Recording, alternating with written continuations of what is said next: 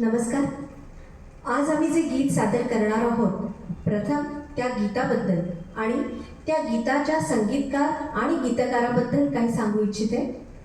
Doctor Shashank Inamdar हे स्वतः MD pathologist आहेत आणि गेली 35 वर्ष त्यांची पॅथॉलॉजी लॅब गोरेगाव येथे कार्यरत आहे.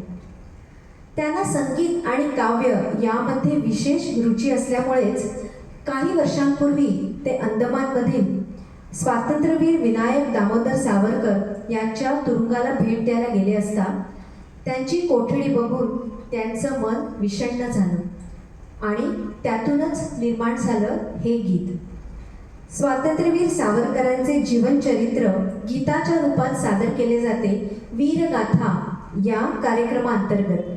तर ऐकूया अंदमानच्या काळ्या कोठडीतील काळ्या पाण्याच्या शिक्षेचे हे विदीर्ण रूप.